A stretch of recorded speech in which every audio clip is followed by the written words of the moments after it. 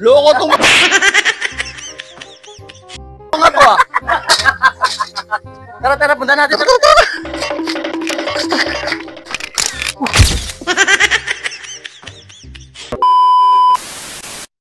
Ano kaya magandang gawin, pre? Wala alam, pre. May naisip ka ba? Wala nga eh. Baka na si Paranger, makanood ka tayong TV. Tara. Tandaan ka, pre, ah. Madulas pa naman yung dahon. Tanga ka pa naman. Parang yan pa rin yung damit mo na nakaraan, pre. Marami akong ganun damit, pre. Ba't saka malambot kasi ito? Malamig sa katawan. Nag-init ngayon. Akala ko hindi ka na nagpapalit eh. Bukas kaya yung TV dyan kay Parin Jerome. Sa likod. Tingnan natin sa likod. Nakabukas mo. Okay, nood na lang tayo.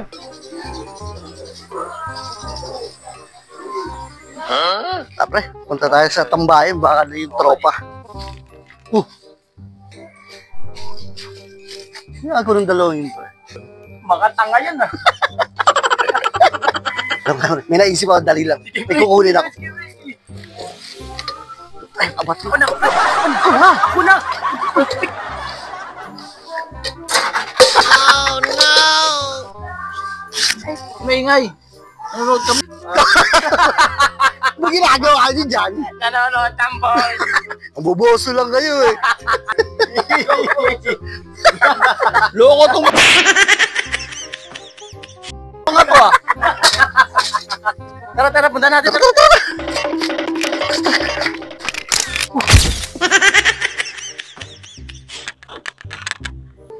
Mga baliw.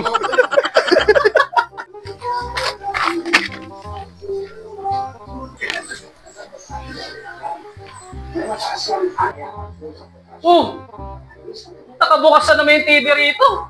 Ano ba yan? Hindi nang hinahin sa kuryente. Diba naman electric fan, nakabukas din. Ano ba yan? Dapat pinapatay yung yung kuryente. Sayang naman yung Ang laki na babayaran na naman ang kuryente natin ito. Lagi na lang ganyan.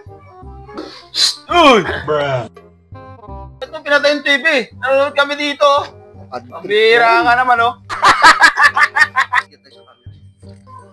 Diyan pala kayong mga pre. Napatay ko na yung TV tuloy. Sige na, bubuksan ko na lang ulit. Hindi ko sinasadya. Pinatay ko pala. Hindi na. Ayaw. Huwag na lang buksan yan. Hindi na namin alam ang nangyari. Susunod kasi pre, bago patay yung TV, hindi mo muna kami nanonood. Saan kayo magtampo ka pre? Buksan ko na lang ulit.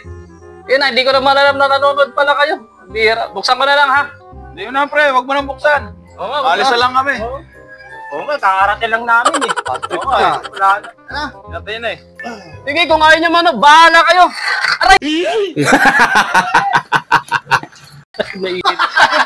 Naipit ka. Damot mo kasi. Ang damot kasi. Mga animal talaga yung mga yun. Naipit pa ako. Ayan.